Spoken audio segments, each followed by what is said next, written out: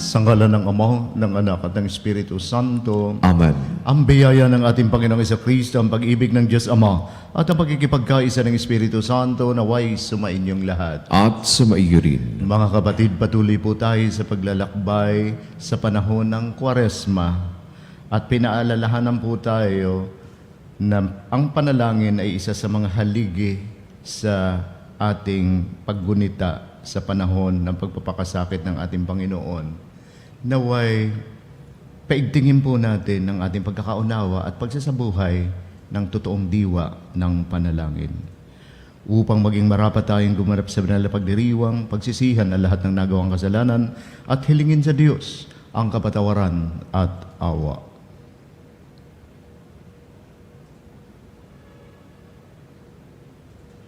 Panginoon, kaawaan mo kami. Panginoon, kaawaan mo kami. Kristo, kaawaan mo kami. Kristo, kaawaan mo kami. Panginoon, kaawaan mo kami. Panginoon, kaawaan mo kami. Kaawaan tayo na makapangyarihang Diyos, patawarin ang ating mga kasalanan at patnubayan tayo sa buhay na walang hanggan. Amen.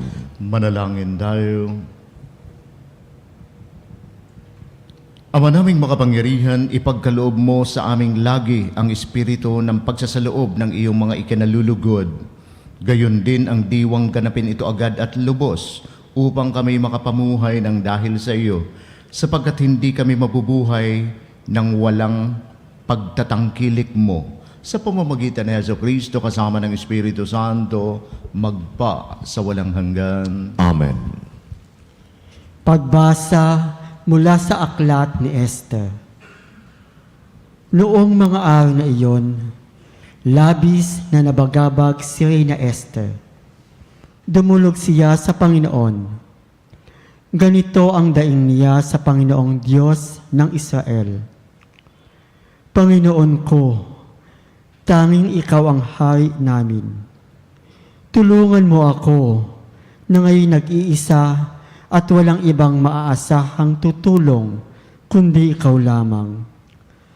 Haharap ako sa napakalaking panganib. Mula pa sa aking pagkabata, narinig ko na sa liping kinabibilangan ng aking angkan na ikaw, Panginoon, ang humirang sa Israel mula sa dinami-dami ng mga bansa. At ikaw din ang sa panahong iyon ay pumili sa aming mga magulang upang maging iyong bayan magpakailanman. Tinupad mo ang lahat ng iyong ipinangako sa kanila. Halalahanin mo kami, Panginoon. Ipadama mo sa amin ang iyong paglingap sa sandaling ito ng kagipitan. Bigyan mo ako ng lakas ng loob, Hari ng lahat ng mga hari, dinidiyos at pinuno ng lahat ng kapangyarihan sa lupa. Bigyan mo ako ng kakayahang magsalita sa harap ng leyong si Aswero, upang maakit ang kanyang puso na mamuhi sa taong kumakalaban sa amin, at sa gayoy mapahamak siya kasama ng mga nakikipagsabuatan sa Kanya. Hiligtas mo kami, Panginoon. Tulungan mo ako na ngayon nag-iisa at walang ibang maaasahang tutulong kundi ikaw lamang. Ganap mong nababatid ang lahat.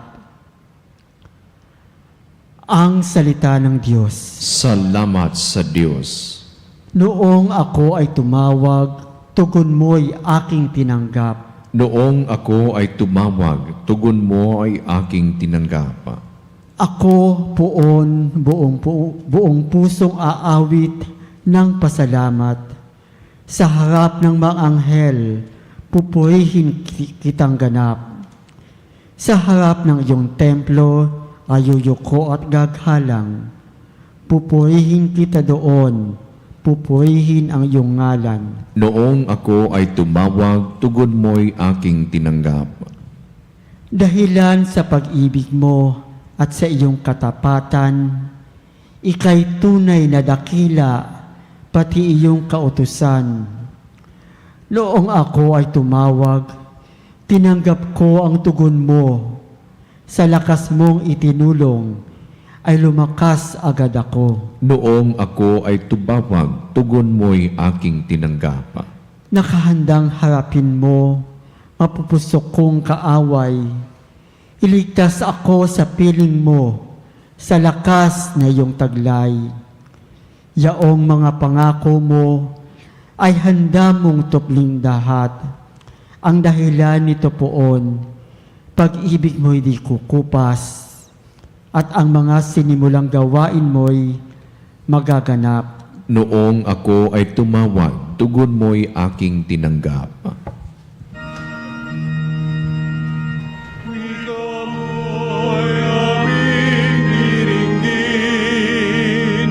Wika mo'y aming susundin, wika mo'y aming tutupin, wika mo'y aming diringgin, wika mo'y aming susundin, wika mo'y aming tutupin. Sumainyo ang Panginoon. At sumairin. Pagpapahayag ng mabuting balita ng Panginoon ayon kay San Mateo. Papuri sa iyo, Panginoon. Noong panahong iyon, sinabi ni Jesus sa kanyang mga alagad, humingi kayo at kayo'y bibigyan. Humanap kayo at kayo'y makasusumpong. Kumatok kayo at ang pinto'y bubuksan para sa inyo. Sapagkat tumatanggap ang bawat humihingi, nakasusumpong ang bawat humahanap, at binubuksan ang pinto sa bawat kumakatok. Bibigyan ba ninyo ng bato ang inyong anak kung humihingi ng tinapay? Bibigyan ba ninyo siya ng ahas kung humihingi ng isda? Kung kayo na masasama ay marunong magbigay ng mabubuting bagay sa inyong mga anak, gaano pa kaya ang inyong amang nasa langit? Ibibigay niya ang mabubuting bagay sa mga humihingi sa Kanya. Kaya gawin ninyo sa inyong kapwa ang ibig ninyong gawin nila sa inyo. Ito ang kahulugan ng kautusan ni Moises at turo ng mga propeta. Ang mabuting balita ng ating Panginoon. Pinupuri ka namin, Panginoong Heso Kristo. Magandang umaga, mga kapanalig. Ang narinig po nating pagbasa mula sa aklat ni Esther ay isang napakagandang halimbawa po ng matatag na pananalangin. Tandaan po natin na sa pagkakataong iyon, at paulit-ulit na binigtas ng reynang si Esther na wala siyang ibang malalapitan, mahihinga ng tulong at inaasahan maliban sa Diyos. Maging sa kanyang asawang hari, hindi po siya nakatitiyak kung paano tatanggapin ang bubuksan niyang balita tungkol sa napipintong kapahamakan ng kanyang sariling bayan, ang mga kababayan niya, mga Israelita. At maging yung pagpunta sa harap ng trono ng hari, na kahit na siya'y reyna, hindi siya pwedeng pumunta doon ng ganun-ganun na lamang kapag hindi siya pinatatawag ng hari. Maging yun, mga ngahulugan ito ng kamatayan. Yung bigla ka nalang papasok doon sa bulwagan sa harap ng trono ng hari na hindi naman siya pinatatawag. Pero kailangan niyang pumunta ron kasi nanganganib ang kanyang bayan, ang kanyang mga kababayan, at kailangan malaman ng hari ang pagsasabuatan para ipapatay ang kanyang mga kababayan. Walang ibang inaasahan si Esther maliban sa Diyos. Sa kanyang taimtim na pananalangin, nanatili po siya matatag, hindi siya nawala ng pag-asa. At malinaw po na ang kanyang pag-asa, ang kanyang lakas at ang kanyang pagtitiwala ay nasa Diyos. Wala po siyang binanggit sa kanyang pananalangin na tungkol sa kanyang sarili. Ang sinabi niya sa pulsa pagkabata, ayon sa kwento ng kanyang mga magulang, ng kanyang mga ninuno, narinig niya ang kwento na patuloy na iniingatan ng Diyos ang kanyang bayan. Paalala rin po ito sa atin na kapag tayo nananalangin, mabigyan po tayo ng iba yung pag-asa at lakas dahil kung mayroon man po tayong hinihingi, ipinananalangin ngayon, hindi na po ito bago. Hindi na po ito bago. Maaring naganap na yun noong nakaraang panahon at tinugon ng Diyos. Halimbawa, yung pangangailangan po sa kabuhayan, hindi po yung bago na ngayon lang nangyari. Ang dami pagkakataon sa buhay natin na nangailangan tayo, kinapos tayo. Sa kalusugan, ganun din naman po. Maraming pagkakataon na hindi naging maganda ang ating pangangatawan o kaya mayroon tayong karamdaman. Ganon din po sa ugnayan sa ating kapwa.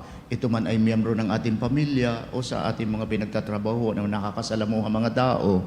At gusto nating matuldukan ang hindi magandang samahan o alitan. Gusto natin maibalik yung kapayapaan kaya hinihingi natin ang tulong ng Diyos sa pamamagitan ng panalangin. Hindi na rin po bago yon. Gusot sa paligid sa ating bansa, hindi na rin po ito bago at sa iba pang panig ng daigdig. Kaya po, ano po ang ginawa po natin noon na pagtawag sa Diyos, pag pananatili ng ating pag-asa at pagtitiwala sa Kanya, ganun din po ang gagawin natin ngayon. Wala pong mababago sapagkat ang Diyos mismo, hindi nagbabago ang Kanyang pag-ibig, ang Kanyang awa at ang Kanyang kagandahang loob. Katulad ng isang magulang na labis na nagmamahal sa kaniyang mga anak. Pero, bagamat sinabi po ni San Mateo na humingi kayo at kayo bibigyan, humanap kayo at kayo makasusumpong, kumatok kayo at ang pinto'y bubuksan para sa inyo, hindi po yun kung ano na lang na gusto natin. Tandaan po natin mga kapatid na ayaw ng Diyos na tayo ay maligaw. Ayaw ng Diyos na sa bandang huli, tayo ay masasaktan, magsisisi at mapapahamak, mapapalayo tayo sa Kanya. Kaya sa ating pong paghingi, sa ating pong pagdulog sa Diyos, lagi rin po nating isaisip na ang magiging kalagayan ng ating mga sarili sa bandang huli, lalo na po sa pagtatapos ng buhay natin sa daigdig na ito. Kasi po, alim ba hinihingi po natin ay kabuhayan, kung sobrang kariwasaan ang ipinagkaloob nga sa atin kasi itong ating gusto, napalayo naman tayo sa Diyos. O kaya sumama naman ang ating ugali. Kasi po ang salapi, hindi lang po ito nakakatukso na ikompromiso natin ang ating integridad. Ito rin po ay mabilis na nakapagpapabago sa ating mga pag-uugali patungo sa negatibo. Mabuti sana kung pinagbabago ang ugali natin ito sa positibong aspeto, pero hindi po. Kadalasan, binabago nito ang ating pag-uugali sa negatibong aspeto. Kaya nga po, ano ang mga dapat nating hingin sa Diyos sa ating pananalangin? Naroon po yung ating pangangailangan. Nakapaloob po yan sa Ama namin, di ba? Yung ating pangangailangan araw-araw. Hindi lang po yung pangangailangan pangkatawan, pangangailangan pangkaluluwa. Isa po sa ating hilingin ay patuloy tayong panahanan ng Espiritu Santo. Patuloy po tayong panahanan ng Espiritu Santo. Sapagkat ang pananahan ng Espiritu Santong yan ay makatitiyak, ay magiging daan para matiyak natin ang ating paglakad sa buhay na ito ay matuwid, na liwanag ang ating nakikita, hindi po ang dilim ng kasamaan at kasalanan, na ang katarungan, pag-ibig at kapayapaan ang siyang pangunahing batayan ng ating mga ginagawa, sapagkat yun naman ang mensahe ni Jesus, na mabuhay tayo sa Kanyang paghahari ng pag-ibig, kapayapaan at katarungan. Na ang pananampalataya, mga kapatid, ay patuloy nating gawing buhay. Kung patuloy na nananahan sa atin ang Espiritu Santo, ito ang isa rin sa magiging bunga nito, mga kapanalig, ay ang pagiging buhay at aktibo ng ating pananampalataya. Hindi po yung tipong lulusob tayo sa mga simbahan kapag yung mga panapanahon lang po, tingnan mo kung paano po dinumog ng mga tao ang mga simbahan ng Miyerkules ng Abo. Yung yung sigla po sa pananampalataya, hindi lang po ito pasulpot-sulpot at panapanahon. Sa lahat ng araw ng ating buhay, mga kapatid, pagsikapan po natin buhay na buhay at aktibo ang ating pananampalataya. At patuloy po tayo natututo. Patuloy tayo natututo. May kausap po ako kahapon, lagi niyang sinasabing, gusto ko rin sana magsimba araw-araw, kaya lang tinatamad ako.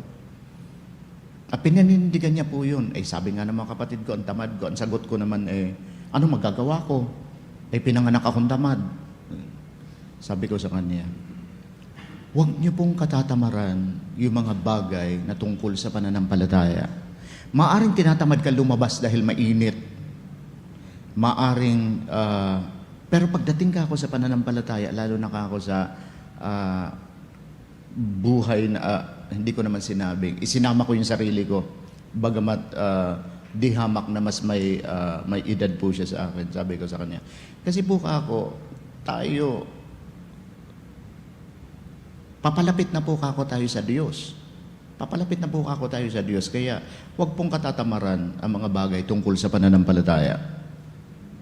At alam niyo po bang ang katamaran ay isa sa 7 pangunahing kasalanan? Ha? Sabi niyang ganon. Ha? Kasalanan pala yun. Opo kako, kasalanan yun. Kasi kako, hindi mo na ma-maximize ang iyong potensyal bilang individual ayon sa plano, sa pagkakalikha sa iyo ng Diyos, dahil ang nangingibabaw sa ikatamaran. Sabi niya, ano pa ba naman potensyal? Ano pa naman ang pwede kong gawin? Marami pa po pong magagawa sa buhay na ito. Lalo na't wala kang mabigat na responsibilidad.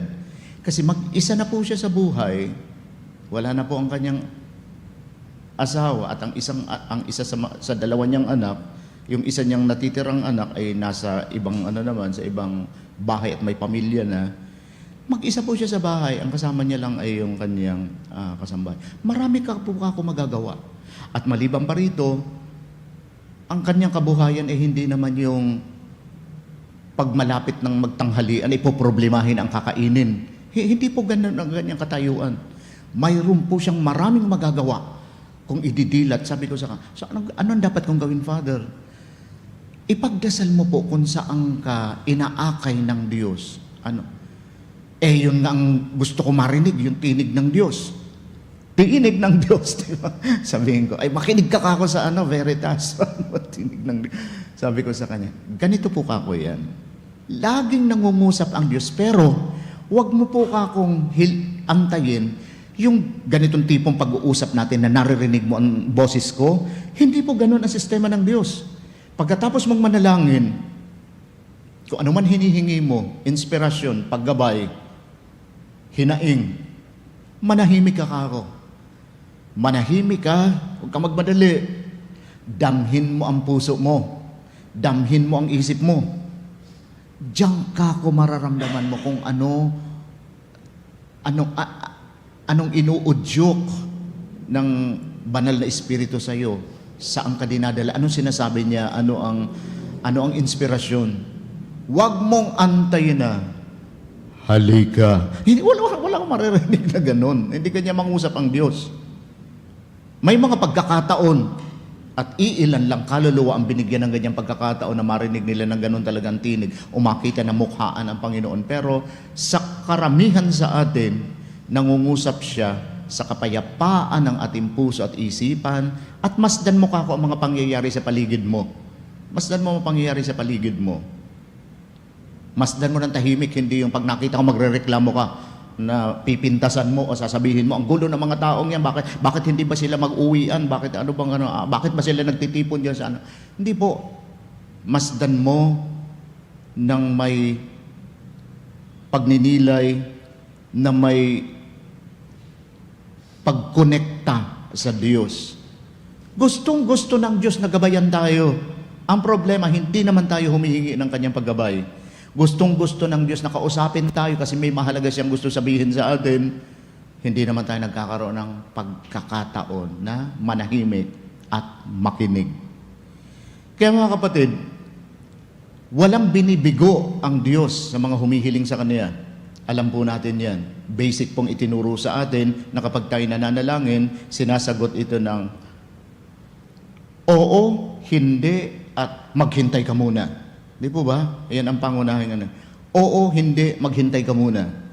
Hindi kasi hindi yan makabubuti sa iyo. Mayroon akong nakalaan sa iyo na higit pa diyan. Kasi ano lang po ba ang alam natin? Hanggang saan po lang ba ang abot ng ating isip? Limitado po. Ang buong akala natin ito na maghahatid sa atin ng kasiyahan. Dito na tayo makukontento. Dito tayo magtatagumpay. Dito magiging buo at masaya ang ating pamilya. Yun ang pagkakaunawa natin. Ang limitado natin pagkakaunawa. Ang Diyos na may likha sa atin, ang Diyos na nagpapanatili sa atin, ang Diyos na ating babalikan sa wakas ng ating buhay dito sa daigdig, higit niyang alam kung ano ang totoong maigi, mabuti at maghahatid sa atin ng kahulugan at kasiyahan. Kaya nga, may mga pagkakataong hinihindian niya yung ating mga hinihiling.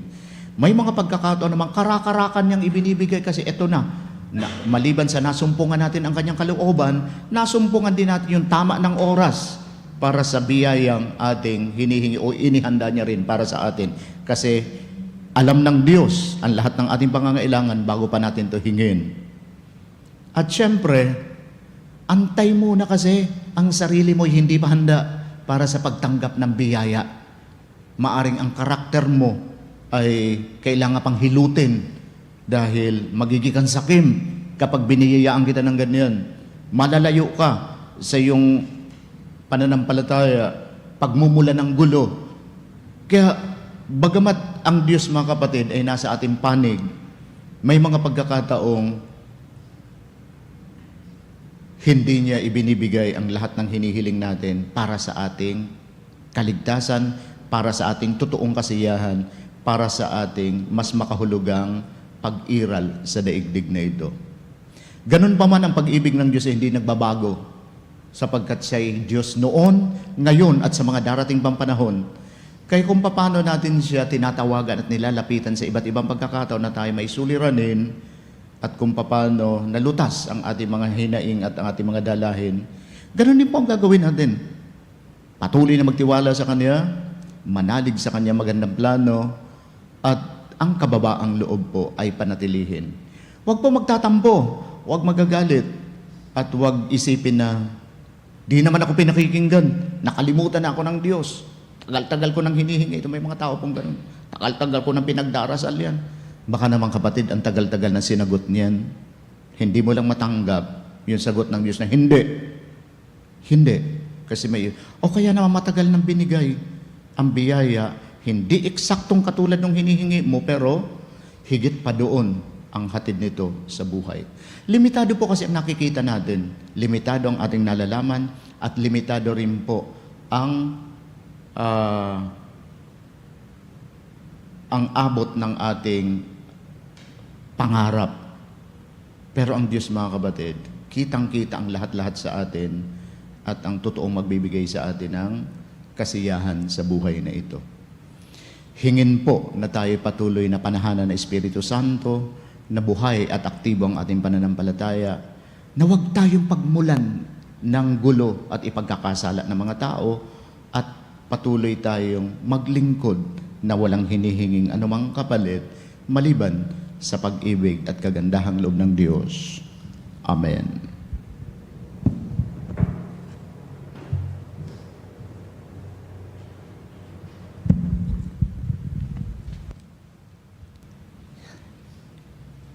Nangako si Jesus, humingi at kayo'y bibigyan. Lumapit tayo sa ating Amang nasa langit na may pag-asa at tiwalang katulad ng panalangin ng Panginoon. Butihing Ama, tumugon ka sa amin. Butihing Ama, tumugon ka sa amin. Sa buong simbahan, sa daigdig, naway lumaganap ang mataimtim na panalangin. Manalangin tayo sa Panginoon. Butihing Ama, tumugon ka sa amin.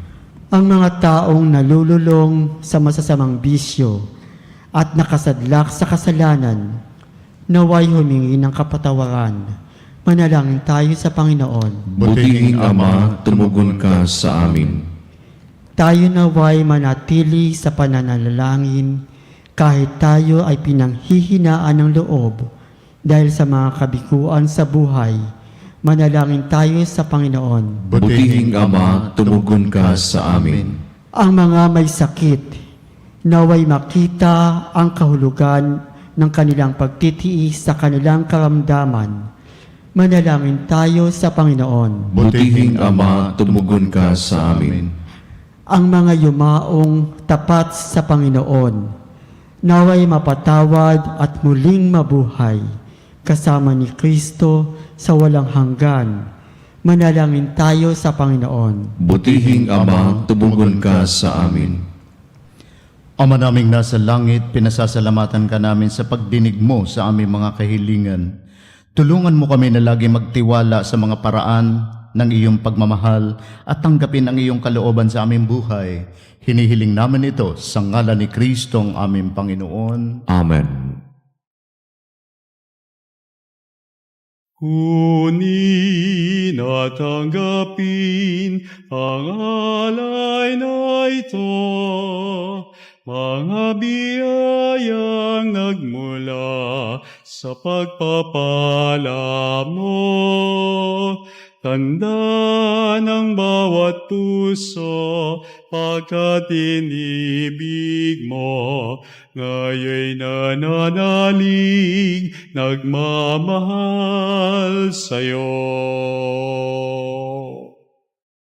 Tinapay na nagmula sa butil ng trigo, pagkaing nagbibigay ng buhay mo.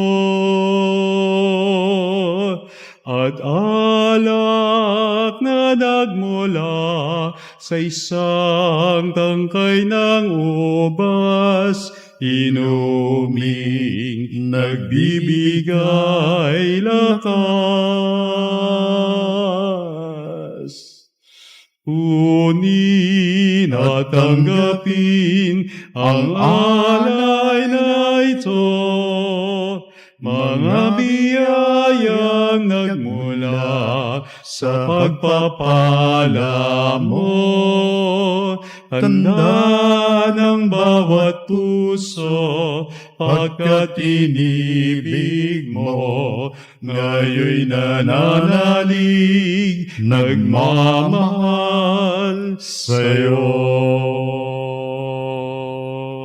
Manalangin kayo mga kapatid, upang itong ating paghahain ay kalugdan ng Diyos Amang makapangyarihan. Tanggapin nawa ng Panginoon itong paghahain sa iyong mga kamay, sa kapurihan niya at karangalan, sa ating kapakinabangan at sa buong sambayanan niyang banal. Ama naming lumikha, maging kalugod-lugod nawa ang aming panalangin at ang mga alay na aming inihahain upang paunlakan mo ang aming pagdulog at ang kalooban namin ay maakit sa iyo ng lubos. Sa pamamagitan ni Jesucristo kasama ng Espiritu Santo, magpa sa walang hanggan. Amen. Sumainyo ang Panginoon. At sumaigiri, Itaas sa Diyos ang inyong puso at diwa. itinaas na namin sa Panginoon. Pasalamatan ng Panginoong ating Diyos. Marapat na siya ay pasalamatan. Ama naming makapangyarihan, tunay nga marapat na ikaw ay aming pasalamatan sa pamamagitan ni Jesucristo na aming Panginoon. Sa pagbabaka sakali mong kami bubuti, isinugo mo si Jesucristo upang pangunahan kami. Bilang pagsunod sa iyong atas na bigay, ipinahayag ng iyong anak ang iyong kalooban na ang mga apit dukha ay kanyang damayan. Ngayon ay aming inihahandog ang pagkakataong aming maisaloob ang kanyang ganap at kusang paglilingkod upang sa iyo'y lagi kaming makasunod. Kaya kaisa ng mga anghel na nagsisiawit ng papuri sa iyo, nang walang humpay sa kalangitan, kami nagbubunyi sa iyong kadakilaan.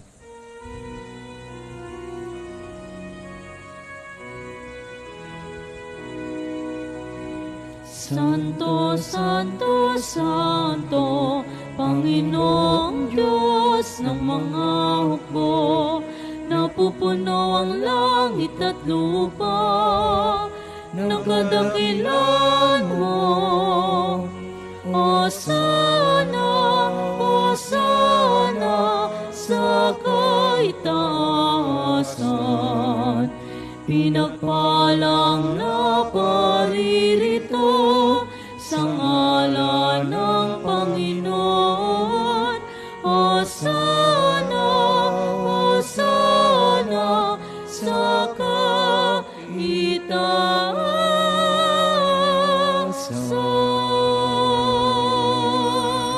Ama naming banal, ikaw ang bukal ng tanang kabanalan, kaya't sa pamamagitan ng iyong Espiritu gawin mong banal ang makaloob na ito upang para sa amay maging katawan at dugo ng aming Panginoong Heso Kristo.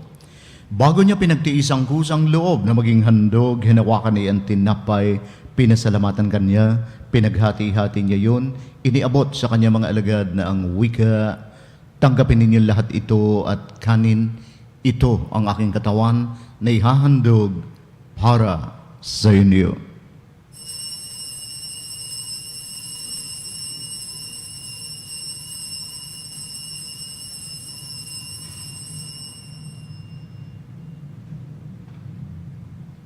Gayon din naman pagkatapos ng hapunan, hinawakan niya ang kalis, muli kanyang pinasalamatan, iniabot ang kalis sa kanyang mga alagad na ang wika, tanggapin ninyo lahat ito at inumin, ito ang kalis ng aking dugo, dugo ng bago at walang hanggang tipan, na para sa inyo at para sa lahat ay ibubuhos sa kapagpapatawad ng mga kasalanan. Gawin ninyo ito bilang pag-alala sa akin.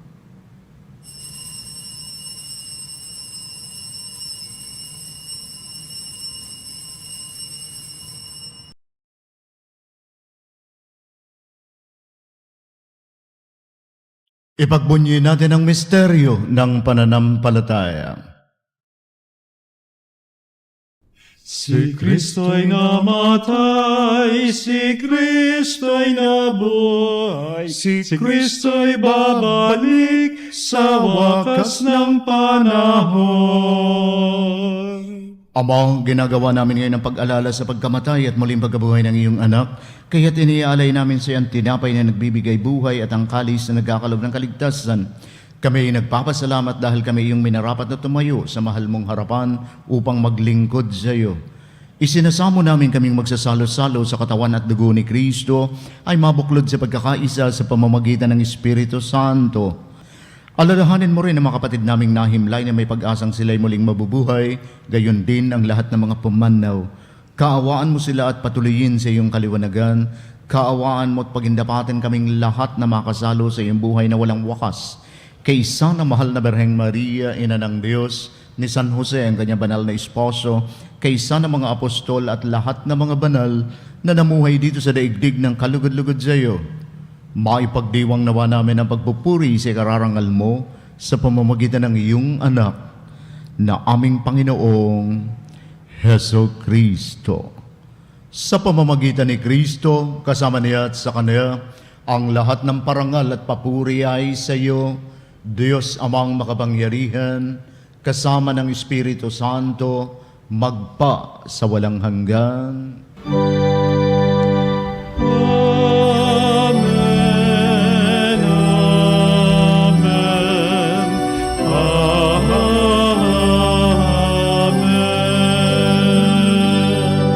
Buong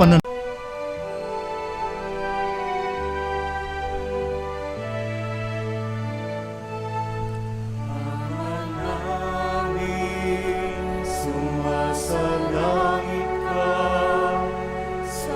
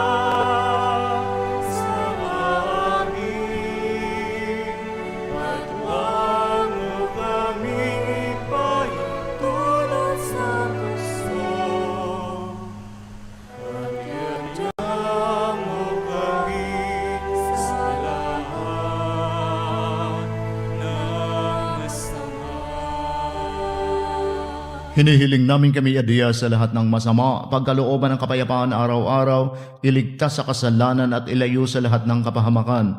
Samantalang aming pinananabikan ang dakilang araw ng pagpapahayag ng tagapagligtas naming sa Heso Kristo. Sapagat iyo ang kaharian at ang kapangyarihan at ang kapurihan magpakailanman. Amen. Panginoong Heso Kristo, sinabi mo sa mga apostol, kapayapaan ang iniiwan ko sa inyo. Ang aking kapayapaan ang ibinibigay ko sa inyo. Tunghayan mo ang aming pananampalataya at huwag ang aming mga pagkakasala. Pagkalooban mo kami ng kapayapaan at pagkakaisa ayon sa iyong kalooban, kasama ng Espiritu Santo, magpa sa walang hanggan. Amen. Ang kapayapaan ng Panginoon naway laging sumainyo. At sumaiyo rin. Magbigayan tayo at maghangad ng kapayapaan sa isa't isa. Kapayapaan sa ating lahat, mga kapanalig. Kordero ng Diyos na nag-aalis ng mga kasalanan ng sanlibutan, maawa ka sa amin. Kordero ng Diyos na nag-aalis ng mga kasalanan ng sanlibutan, maawa ka sa amin. Kordero ng Diyos na nag-aalis ng mga kasalanan ng sanlibutan, ipagkaloob sa amin ang kapayapaan. Narito si Kristo, ang Kordero ng Diyos. Narito siya nag-aalis ng mga kasalanan ng sanlibutan. Mapapalad tayong tinatawag sa pakinabang ng Kordero. Panginoon, hindi ako karapat-dapat na magpatuloy sa iyo, ngunit sa isang salita mo lamang ay gagaling na ako. Naway pakaingatan tayo ng katawan at dugo ni Kristo tungo sa buhay na walang hanggan. Amen.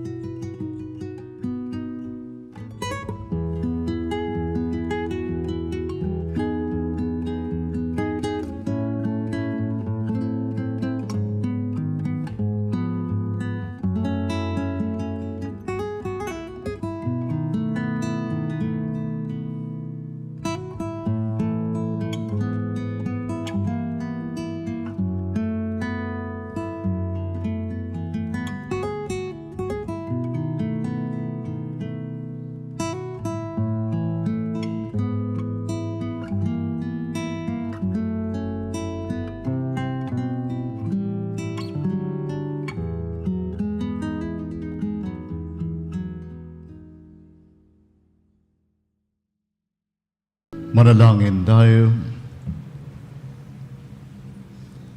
Ama naming mapagmahal, kami ay pinapakinabang mo sa inihain para sa kapatawaran at kagalingan ng tao. Ipagkaloob mo ngayon at sa hinaharap ang idinudulot nitong walang maliw na lunas sa pamamagitan ng Heso Kristo kasama ng Espiritu Santo, magpa sa walang hanggan. Amen. Sumainyo ang Panginoon. At sumaiyo rin. At pagpalain kayong lahat na makapangyarihang Diyos, Ama, Anak at Espiritu Santo. Amen. Ang banal na misa ay naialay na, humayo kayo't paigtingin ang ating buhay panalangin. Salamat sa Diyos.